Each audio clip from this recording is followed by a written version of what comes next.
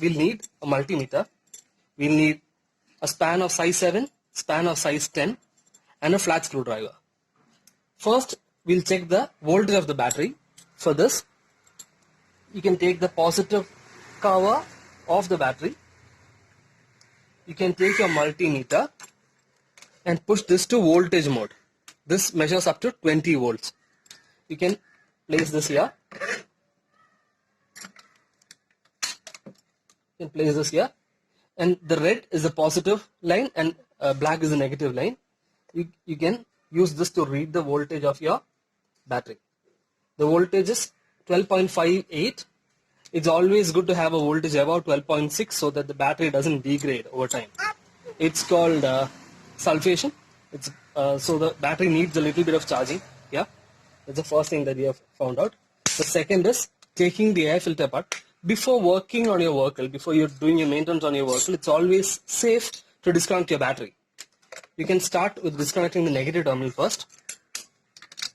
This is completely optional, but it's always better that you do it. You don't want sparks running all around the place.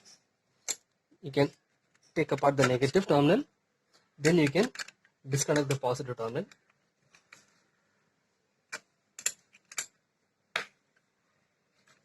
Now you have completely disconnected the battery. Now is to check the quality of your air filter. It's that which filters and gives fresh air to your engine. You can take a span of size 7 or a combination wrench. I have taken a combination wrench here. You can unscrew this.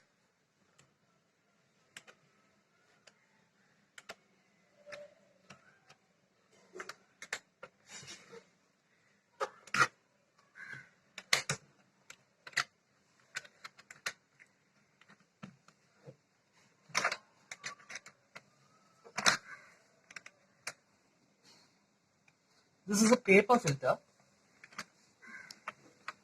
You have some clips over here. You don't want to pull this and damage your clips. The way is to pull it up. You have the air filter of your car. This is a paper filter. It filters and gives fresh air into your engine. It looks fresh. It's almost new, so you don't have to replace this. This is paper, and this is a sponge kind of a thing that traps in dust particles. So you can put this back.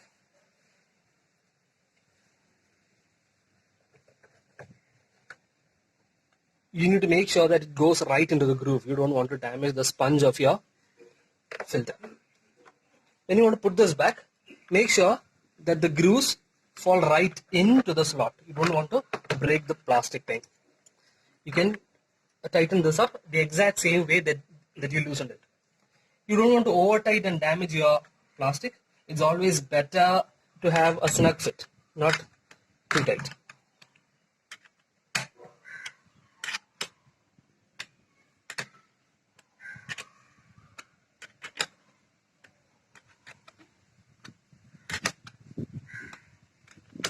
And the next is to remove the cover of your air filter so that you can have access to your glow plug. Glow plug is basically a heater element that gives heat to the diesel engine when it's cold starting. Diesel engines do not have a spark plug, so it's always good to have a warm engine for easy combustion. You need to remove two things. The first is the air vent that moves to the filter unit. This can be just pushed right out. You have to disconnect the mass flow sensor. You can just push on the clip. You can push on the clip and just lift it up. Then you need to take a flat screwdriver.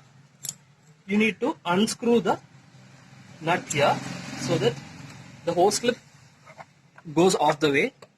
You can push this out. Now it's okay for you to pull this part of your filter. There's a small notch over here. It's a small notch over here. Here you don't want to break this piece, so you need to push this a little backward, and then you can lift the part of your engine and pull it out. And now you have access to your engine.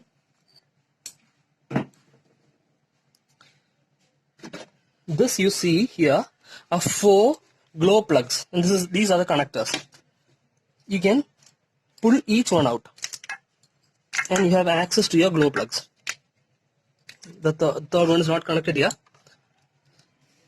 You can take your multimeter, you can take it to the continuity mode or the resistance mode so that you can measure the heater resistance. Here I have taken it to 200 ohms.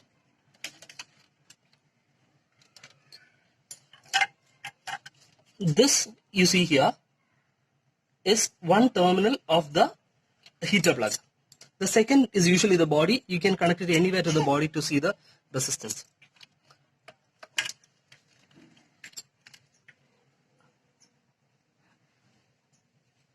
The heater resistance is approximately 1.1 ohms, which means that heater is working properly. I'm moving to the second glow plug.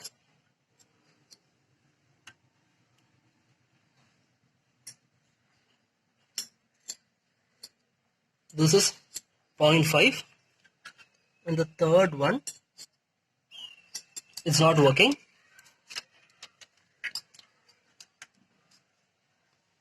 And the fourth one is also not working.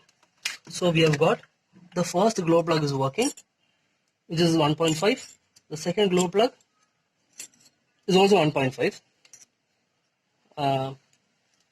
Earlier I was short circuiting both, so the earlier value cannot be taken. Now it's the first two plugs are working. The third and the fourth plug needs replacement. Now you can push the connectors back in. This is the connector of the fourth cylinder, connector of the second cylinder, connector of the third cylinder, second cylinder, and the first cylinder. Now you can put the whole thing back in place.